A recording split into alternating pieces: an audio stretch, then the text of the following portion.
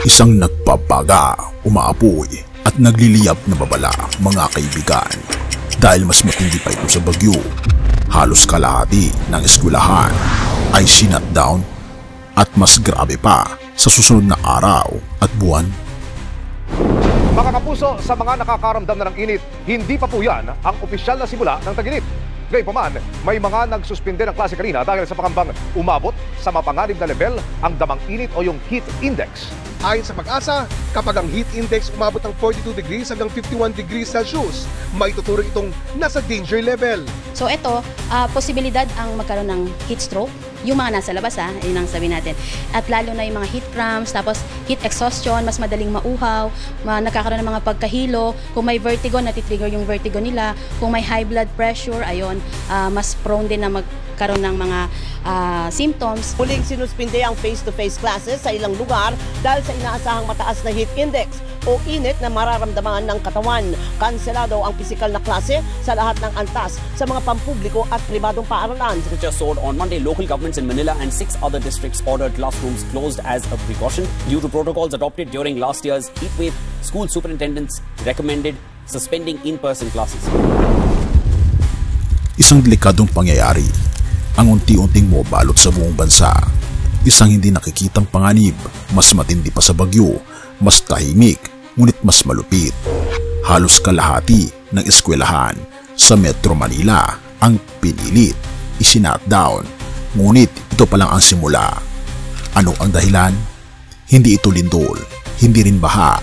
Walang nagpapangga ang bagyo, pero may isang bagay na dumidiin sa bawat isa sa atin. Isang bagay na hindi natin nakikita pero ramdam na ramdam natin. Ito ang init. Pero hindi ito basta-bastang init. Ito'y nakakamatay na init. Bago natin ipagpatuloy, kaibigan, siya nga pala ang Great Controversy na isa sa mga pinaka-kontrobersyal na libro dahil tumutukoy ito sa mga propesiya sa libro ng Daniel at Revelation na nagaganap na sa panahon natin ngayon bago ang pagdating ng ating Panginoong Diyos ay pinamimigay na namin ng libre sa pamamagitan ng PDF. At ito ay nasa limited lamang na panahon, kaya i-click mo sa description sa baba upang ma-avail mo, kaibigan, ang napaka-importanteng libro ito na magbubukas sa iyo sa mas maliwanag mong hinaharap. Purihin ang ating Panginoong Diyos at tayo magpatuloy. Hindi mo pa ba nararamdaman? Noong April 2024, tumama ang pinakamalaking heatwave sa Pilipinas. Halos araw-araw sinususpindi ang pasok ng milyon-milyong estudyante.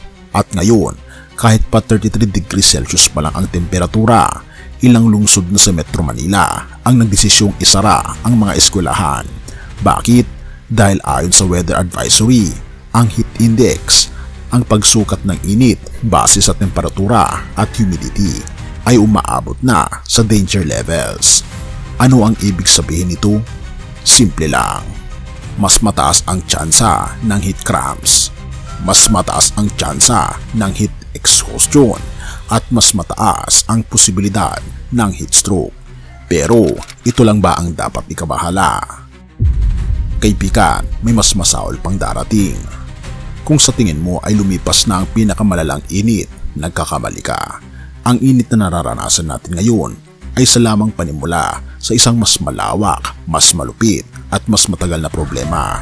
Tandaan, noong April 2024 na itala ang record high na temperatura sa Manila na 38.8 degrees Celsius. At ayon sa mga eksperto, tatawid muli tayo sa ganitong sitwasyon sa mga susunod na buwan. Pero bakit ito nangyayari? Dahil ito sa climate change, isang krisis na dulot ng walang habas na pagsusunog ng fossil fuels at patuloy na pagkasira ng ating kalikasan. Kaya mas nagiging matindi ang init, mas nagiging matagal ang tagtuyot at mas lalong nagiging delikado ang epekto nito sa ating kalusugan. Pero ito lang ba ang epekto? Ito ay hindi lang tungkol sa init, kaibigan. Kapag patuloy itong lumala, hindi lang klase ang maapektuhan. Maraming negosyo ang magsasara, maraming manggagawa ang mahihirapan, at maraming buhay ang maaring mawala. At hindi lang ito sa Pilipinas. Ayon sa UNICEF, 242 milyong bata sa 85 na bansa ang naapektuhan ng matinding panahon noong 2024 at pinakamalaking banta rito ang heat waves. Ano ang pwede natin gawin? Ang pinakamadali at agarang solusyon, protektahan ang sarili, umiwas sa matinding sikat ng araw, uminom ng maraming tubig, magsuot ng preskong damit, at huwag hayaang magtagal sa init ang mga bata, matatanda, at alagang hayop. Pero higit sa lahat, kailangan nating umaksyon laban sa climate change. Hindi ito problema ng iisang tao lang. Ito ay isang krisis na dapat nating harapin ng sama-sama. Ang tanong, maghihintay ka bang maging biktima? Ang kinatatakutan natin dati ay bagyo. Ngayon ang panganib ay tahimik, ngunit nakakamatay. Mas matindi pa ito sa bagyo, kaibigan, mas grabe pa sa sunog, at maaring mas malala pa sa susunod na buwan. Have mercy, O God, at purihin ang ating Panginoong Diyos. Mateo 24 verses 7-8. Sapagkat maglalaban-laban ang mga bansa at ang mga kaharian, magkakaroon ng tagutom at mga lindol sa iba't ibang dako, ngunit ang lahat ng ito ay pasimula pa lamang ng matinding paghihirap. Ang matinding init na ating nararanasan, kaibigan, ngayon ay hindi lamang isang pisikal na pagsubok, kundi isang paalala mula sa ating Panginoong Diyos. Sa Mateo 24, binanggit ng ating Panginoon Jesus ang mga tanda ng panahon, mga kaguluhan, tagutom at matinding sakuna na magaganap bago ang kanyang muling pagbabalik.